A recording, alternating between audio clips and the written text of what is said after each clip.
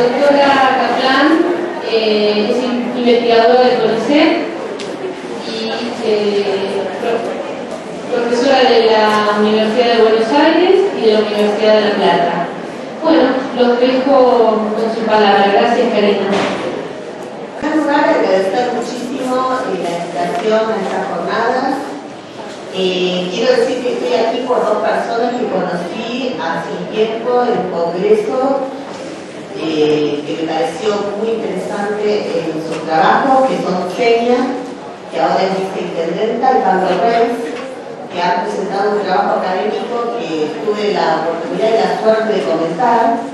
Y entonces, bueno, a partir de esa experiencia uno siente cierta ligación con ideas, con prácticas y con formas ideológicas de concebir la educación en un sentido inclusivo. Así que bueno, me parecía importante cuando me convocaron a través del comité organizador, que como dijeron es muy amplio y estas cosas siempre cuesta mucho armarlas, me parecía que era una buena oportunidad para complementar con los trabajos de investigación que vengo haciendo junto a mi equipo en la Universidad de Buenos Aires y en el CONICET, algunas cuestiones puntuales sobre una temática que está en agenda, que es la cuestión de las violencias en la escuela. De eso voy a hablar y voy a intentar mostrar lo que siempre pienso aquí. Digamos, las jornadas de prácticas inclusivas tienen abajo un lema, no sé si lo alcanzaron a ver, que dice: ningún cambio de miradas, de paradigmas, se transitan sin conflictos, sin contradicciones, sin discusión. Y me pareció un lema, un mensaje que además ustedes, Siliana y los organizadores, excelente, porque tiene que ver con que la educación básicamente lo que hace es educar la mirada. Y lo que hace para educar la mirada es transitar ciertos paradigmas, elegir sobre qué paradigmas ideológicos, políticos, teóricos y de saberes prácticos, de experiencias se va a montar. Entonces me parecía que es un buen inicio para dar el puntapié. Y también empezar diciendo que pienso que la escuela es un lugar simbólico de subjetivación, que la escuela es una institución privilegiada para lograr procesos de biografización de los niños, de todos los niños, y particularmente, como se dijo acá al inicio, de los niños de sectores marginales. Porque pienso que la escuela, y también lo dijo el director del instituto, que adhiero a cada una de sus palabras, Sergio, dijo que algo así, yo lo digo en otros términos, que la escuela es una institución que puede reparar simbólicamente las heridas del origen social.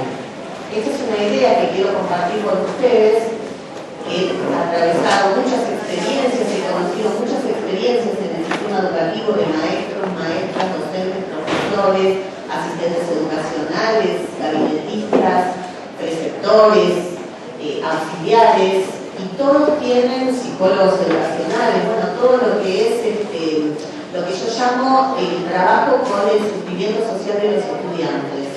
Todos estos actores y agentes que les nombré junto con otros directivos, y ustedes completarán la lista, porque en cada provincia hay distintos cargos, pero lo que tiene, me parece, de común, nuestra tarea tiene que ver precisamente con intentar reparar desde la escuela esa dimensión excluyente que tienen nuestras sociedades, donde no hay lugar para todos. Es decir, nosotros vivimos en sociedades que están pensadas para algunos y no para todos. Justamente la escuela es una institución a contracorriente, es una institución contracultural que lo que intenta es reparar, desde el punto de vista simbólico, las heridas sociales con los que los niños, niñas y jóvenes ingresan y transitan a la escuela o quedan fuera de ella.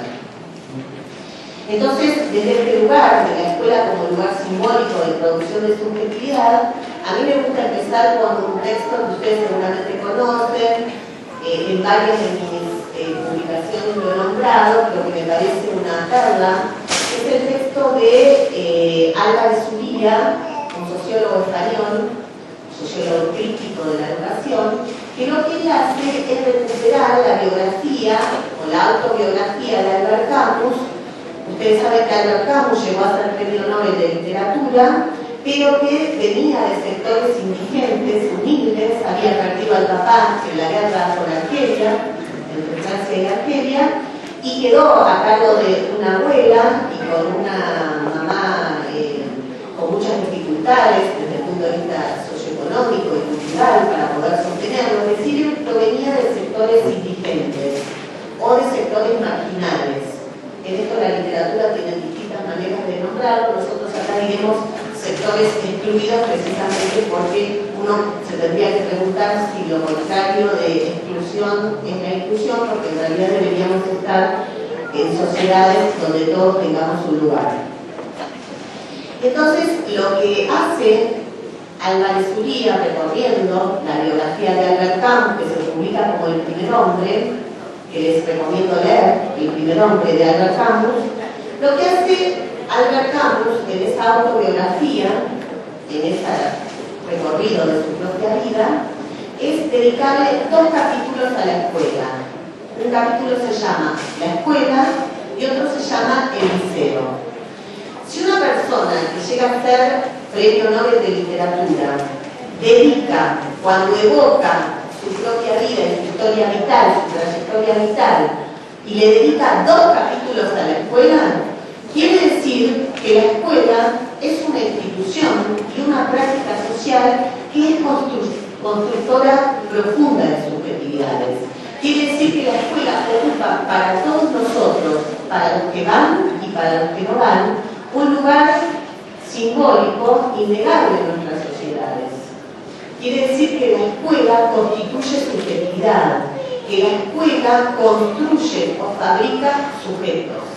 Esta es la tarea principal que tiene la escuela, sobre todo intentar, a partir de esta reparación simbólica de las heridas sociales del origen que tienen los niños, intentar reparar esas heridas sin distinción de clase, sin distinción étnica, sin distinción de género. Quiere decir que la escuela es inclusiva en la medida en que pueda realizar sus prácticas excluyentes en estas dimensiones que tienen que ver con la identidad étnica, de clase, de género y otras muchas identidades que tenemos todos nosotros como sujetos.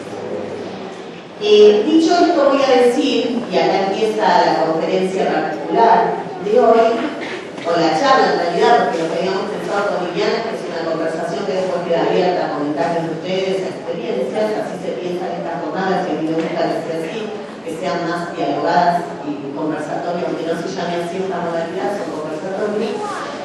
Y entonces expresar una primera hipótesis es que la violencia es un dolor social. Que la violencia en la escuela implica pensar primero en los daños que producen las relaciones sociales, qué es lo que está en el fondo de la violencia, es un daño o un sufrimiento que existe en los vínculos de las relaciones sociales. Y por otro lado, que es social, porque no tenemos que pensar tanto en el caso del alumno violento, sino pensar cómo son las relaciones sociales, los vínculos, la dinámica vincular en la escuela. ¿Qué es lo que pasa con los grupos escolares? ¿Qué es lo que pasa con las relaciones de autoridad y de poder en la escuela? Es decir, tenemos que pensar cómo se construye el poder y cómo se construyen las formas de autoridad de la escuela para dejar de pensar al alumno violento, entre comillas, como un individuo agresivo naturalmente o que tiene problemas, ya sea de su casa o neurológicos. Vieron que respecto de la violencia hay como 2 explicaciones típicas: o nace violento o se hace violento por las condiciones de su familia. Y ahí nosotros nos desenvolvemos de la cuestión de la violencia en la escuela, si creemos que está depositada o en la familia o en alguna patología de base. Yo propongo a veces poner entre paréntesis esta idea de que es una patología de base, o sea que el individuo nace con violencia o formas de violencia, o que proviene de la familia. Pongamos entre paréntesis y empecemos entonces a pensar en relaciones sociales, en dinámicas institucionales, en modos de tratarse en la escuela y de construirnos como decía Senia, es decir, cómo fabricamos una mirada acerca de nosotros mismos y de los otros, que siempre es una mirada relacional, no es una mirada esencial. Los otros son en la medida en que se relacionan con nosotros y con otros a su vez que no somos nosotros mismos. Quiere decir que la mirada que vamos construyendo, la forma de la expresión de esa mirada es fundante de la experiencia escolar. Y yo quería comentarles dos dimensiones o dos tipos de violencia con los que trabajamos, que son, digamos,